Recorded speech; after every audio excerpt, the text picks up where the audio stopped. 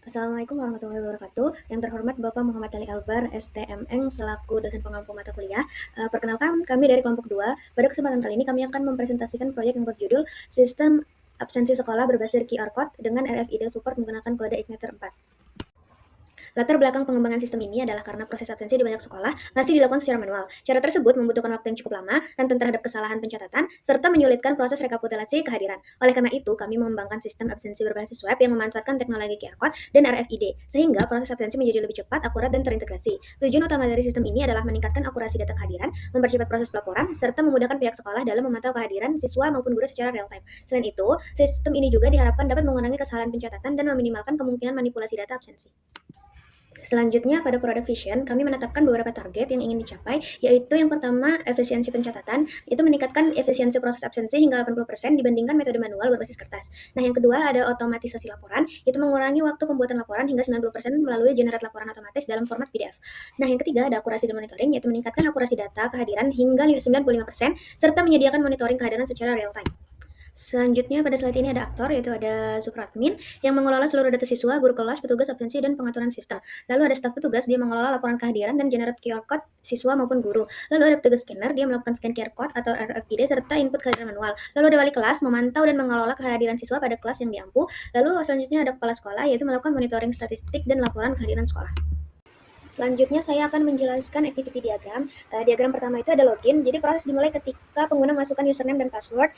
Sistem kemudian melakukan validasi akun. Jika tidak valid, sistem akan menampilkan pesan gagal dan pengguna kembali ke halaman login. Jika valid, sistem mengidentifikasi peran pengguna dan mengarahkan dashboard sesuai hak aksesnya. Lalu ada kelola data. Pada proses ini admin dapat mengelola data siswa, guru, kelas, jurusan maupun petugas. Admin juga dapat melakukan operasi tambah, edit, hapus, dan lihat.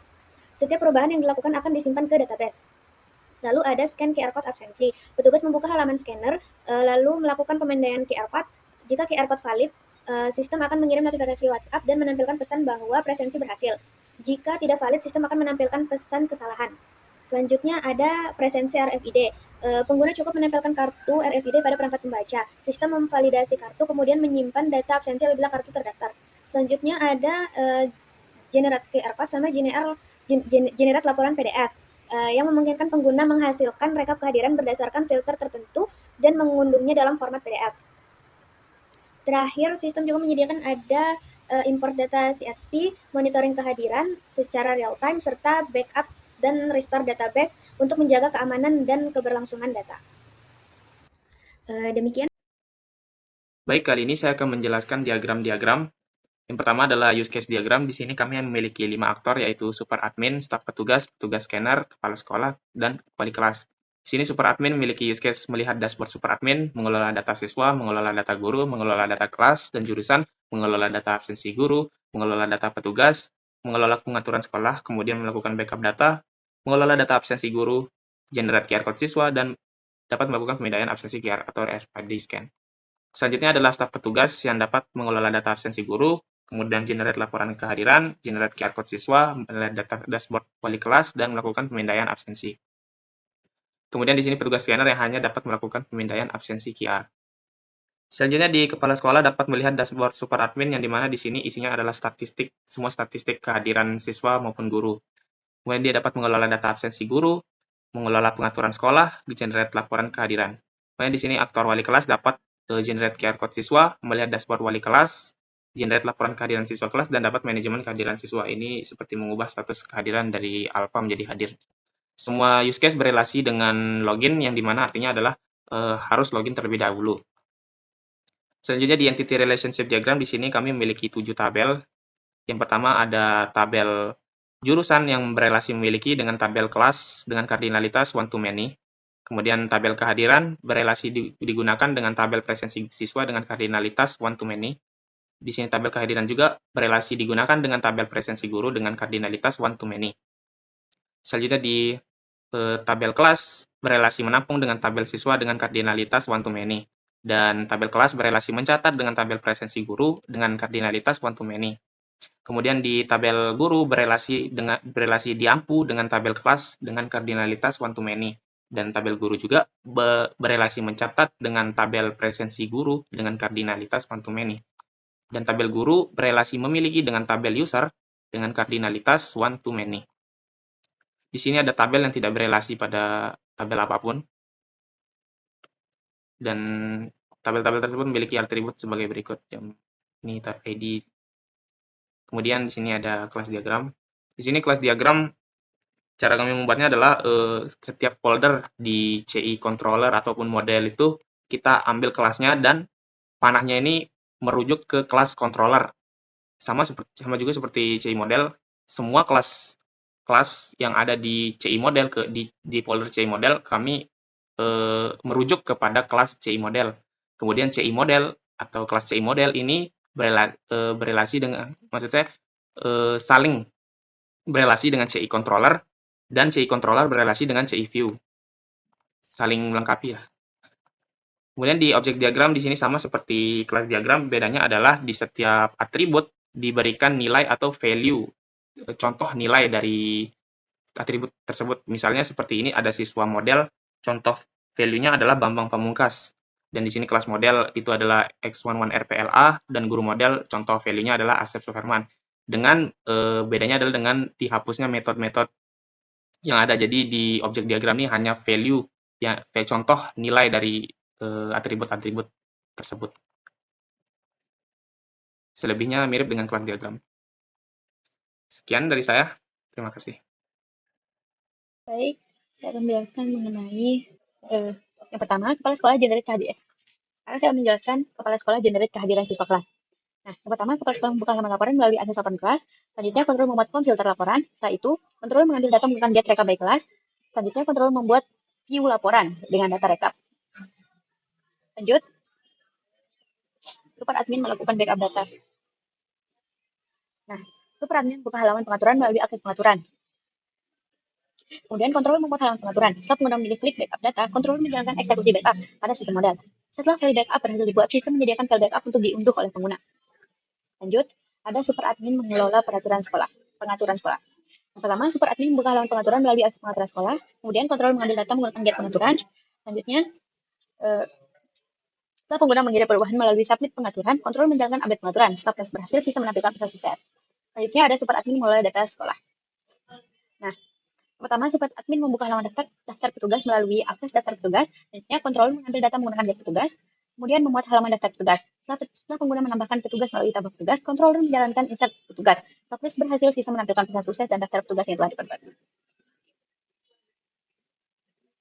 Sequential diagram. Yang pertama ada login. Nah, prosesnya dimulai ketika user melakukan akses login, yaitu masukkan username sama password. Kemudian permintaannya akan diterima oleh out controller. Nah, setelah itu controller memanggil fungsi cek kredensial di out model untuk memverifikasi data login. Setelah itu, controller meminta informasi hak akses lewat get role. Nah, berdasarkan role tersebut, controller mengambil dashboard view melalui proses load dashboard view. Nah, setelah konten siap, dashboard ditampilkan kepada pengguna. Setelah itu, saya akan menjelaskan mengenai super admin yang menghapus data siswa. Nah, super admin memilih siswa yang mana yang mau dihapus melalui klik hapus siswa ID. Nah, permintaannya akan diterima oleh controller. Kemudian controller menjalankan hapus siswa ID. Ada siswa model. Nah, setelah itu, controller mengambil kembali daftar siswa menggunakan get siswa. Memuat ulang halaman daftar siswa, kemudian bisa menampilkan pesan bahwa data berhasil dihapus. Setelah itu, saya akan menjelaskan mengenai super admin generate QR code siswa. Nah, super admin menyalakan akses generate QR ID. Kemudian permintaannya diterima oleh QR controller. Kemudian controller mengambil data siswa melalui get siswa by ID pada siswa model. Setelah data siswa diperoleh, controller menjalankan generate QR code. Kemudian view QR code beserta data siswa akan dimuat. Nah, setelah konten siap, QR code siswa ditampilkan. Selanjutnya saya akan menjelaskan mengenai super admin yang mengolah data guru. Nah, yang pertama, super adminnya membuka menu guru melalui akses daftar guru. Setelah itu permintaannya diterima oleh guru controller, kemudian controller memanggil get guru. Setelah itu daftar guru diperoleh, controller membuat view daftar guru dan daftar guru ditampilkan. Kemudian ada super admin mengelola data kelas jurusan. Nah, di sini super admin membuka menu kelas lewat akses daftar kelas. Setelah itu controller mengambil data menggunakan get kelas pada kelas model, kemudian view kelas akan dimuat. Nah, setelah itu pengguna menambahkan data melalui daftar kelas. Controller menjalankan insert kelas. Setelah proses berhasil, data kelas dan jurusan diperbarui.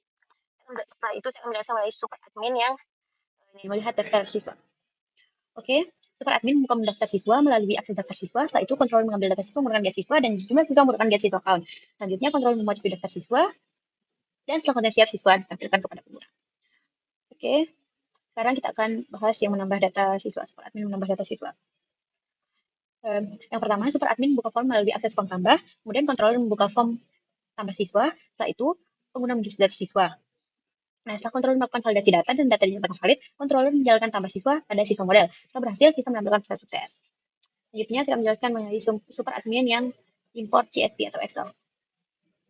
Nah, super admin membuka halaman import melalui akses form import, kemudian kontrol memuat halaman import, kemudian pengguna mengunggah file menggunakan upload file CSV. Nah, kontrol membaca file melalui parse file, lalu menyimpan seluruh data menggunakan bulk insert siswa pada siswa model. Setelah itu, bisa mengambilkan hasil import. Nah, ini. Selanjutnya ada super admin update data siswa. Nah, yang pertama, super admin ini dia membuka form edit melalui akses form edit ID. Kemudian controller mengambil data memakai get siswa by ID. Setelah itu memuat form edit. Nah, kemudian pengguna mengirim perubahan melalui submit update siswa. Nah, controller menjalankan update siswa. Setelah berhasil, sistem menampilkan pesan bahwa data siswa berhasil diperbarui. Selanjutnya, saya akan menjelaskan staf petugas generate laporan kehadiran. Yang pertama, staf petugas membuka halaman laporan melalui proses laporan. Kemudian, controller memuat form filter laporan. Setelah pengguna mengirim filter melalui submit filter tanggal kelas, controller mengambil data menggunakan get rekap kehadiran pada absensi model. Selanjutnya, controller memuat view laporan dengan data rekap, kemudian laporan kehadiran ditampilkan. Setelah itu, saya akan menjelaskan staf petugas mengolah data absensi siswa. Nah, yang pertama, staf petugas ini membuka halaman absensi melalui akses absensi siswa. Terus, controller memuat halaman absensi, kemudian mengambil data menggunakan get absensi hari ini.